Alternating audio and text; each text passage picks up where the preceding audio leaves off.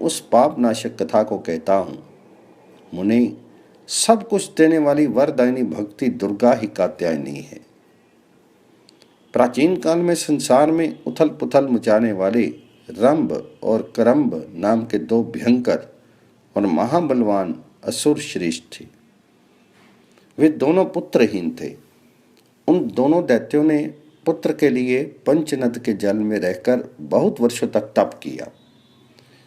मालवट यक्ष के प्रति एकाग्र होकर करंभ और रंभ इन दोनों में से एक जल में स्थित होकर और दूसरा पंचाग्नि के मध्य बैठकर तप कर रहा था। इंद्र ने ग्रह का रूप धारण करके इनमें से एक को जल में निमग्न होने पर पैर पकड़कर इच्छा अनुसार दूर ले जाकर मार डाला। इसके बाद भाई के नष्ट हो जाने पर क्रोधयुक्त महाबलशाली रंभ ने अपने सिर को काटकर अग्नि में हवन करना चाहा।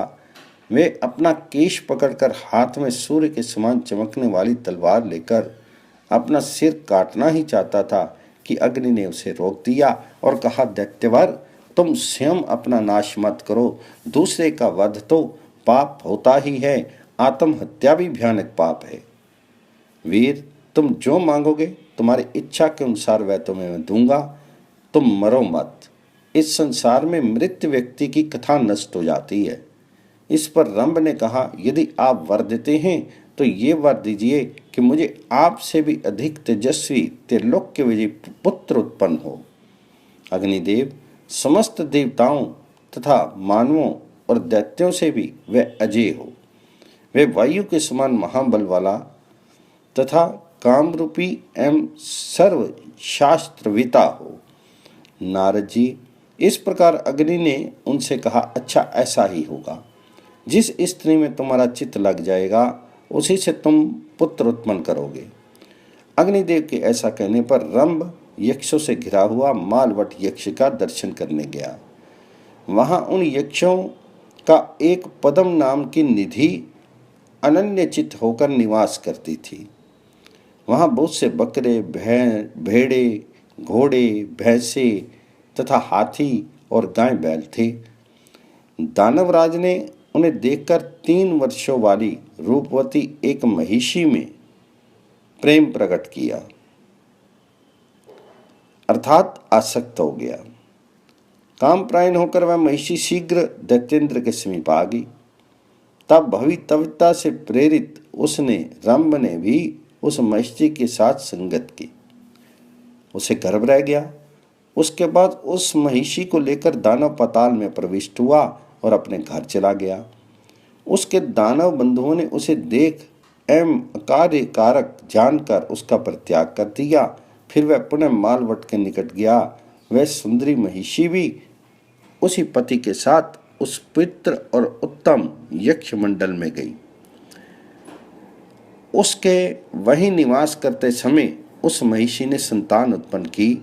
उसने एक शुभ्र तथा इच्छा के अनुकूल रूप धारण करने वाले महिष पुत्र को जन्म दिया। उसके पुनः ऋतुमती होने पर एक दूसरे महिष ने उसे देखा। वे अपने शील की रक्षा करती हुई दैत्य श्रेष्ठ के निकट गई।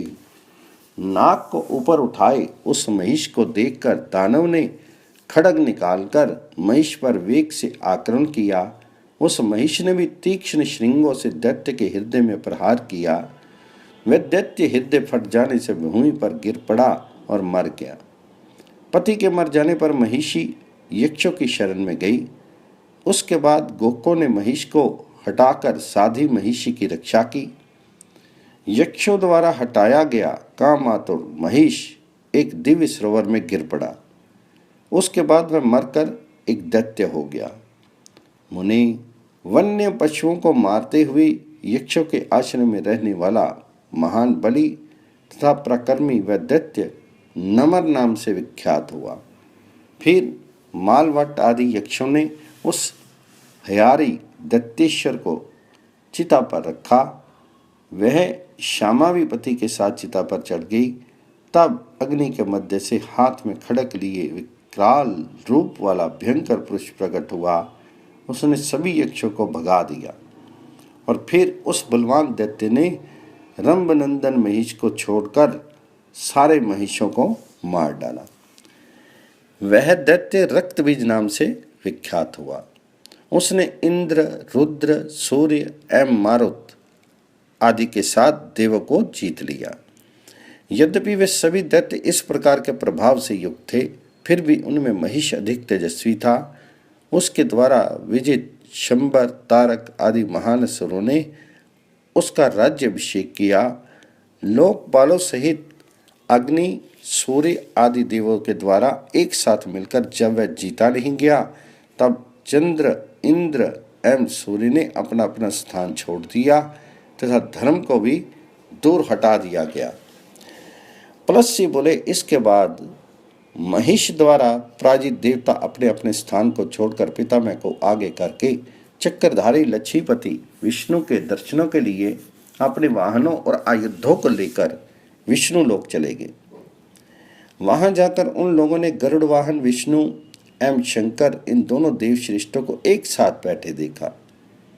उन दोनों सिद्धि साधकों को देखने के बाद उन लोगों ने उन्हें प्रणाम करके उनसे महिषासुर की दुष्चेष्टा बतलाई। ये बोले, प्रभु, महिषासुर ने अश्विनी कुमार, सूर्य, चंद्र, वायु, अग्नि, ब्रह्मा, वरुण, इंद्र आदि सभी देवताओं के अधिकारों को छीनकर स्वर्ग से निकाल दिया है और हम लोग भूलोक में रहने को विवश हो गए हैं। हम शरण में आए देवताओं की ये बात सुनकर आप दोनों हमारे हित की बात बतलाएं, अन्यथा दानों द्वारा युद्ध में मारे जा रहे हम लोग अब रसातल में चले जाएंगे। शिव जी के साथ ही विष्णु भगवान जी ने भी उनके इस प्रकार के वचन को सुना तथा दुख से व्याकुल चित्त वाले उन देवताओं को देखा तो इनका क्रोध काल अग्नि के समान प्रज्वलित हो गया। इसके बाद मधु नामक राक्षस को मारने वाले विष्णु, शंकर, पितामह ब्रह्मा तथा इंद्र आदि देवताओं के क्रोध करने पर उन सब के मुख से महान तेज प्रकट हुआ। फिर वह तेजोराशि कात्यायन ऋषि के अनुपम आश्रम में पर्वत श्रृंग के समान एकत्र हो गई। उस महर्षि ने भी उस तेज की और अभिवृद्धि की। उन महर्षि द्वारा उत्पन्न किए गए तेज से आवृत वह तेज हजारों सूर्यों के समान प्रदीप्त हो गया। उसके योग से विशुद्ध शरीर वाली एवं चंचल तथा विशाल नेत्रों वाली कात्यायनी देवी प्रकट हो गई। महादेव जी के तेज से कात्यायनी का मुख बन गया और अग्नि के तेज से उनके 3 नेत्र प्रकट हो गए। इसी प्रकार यम के तेज से केश तथा हरि के तेज से उनके 18 भुजाएं, चंद्रमा के तेज से उनके सटे हुए स्तन युगल, इंद्र के तेज से मध्य भाग तथा वरुण के तेज से उरु, जंघाएं एवं नितंबों की उत्पत्ति हुई।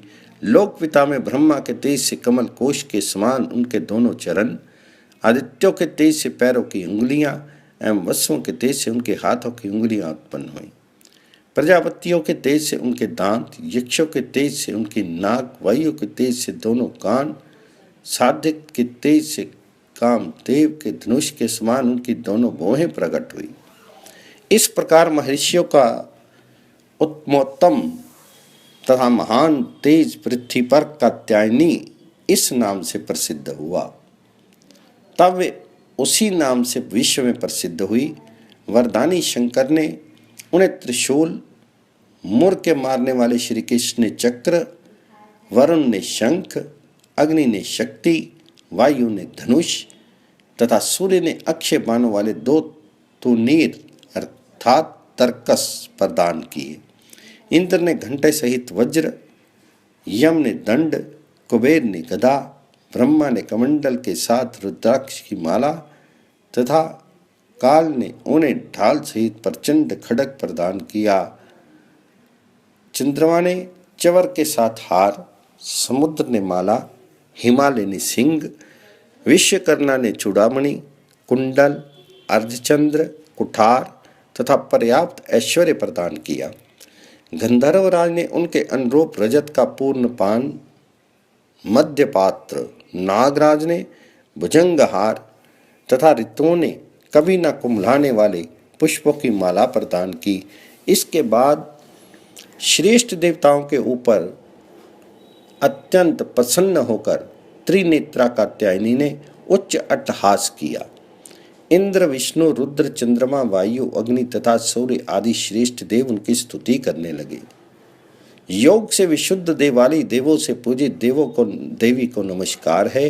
वे निद्रा रूप से पृथ्वी में व्याप्त है।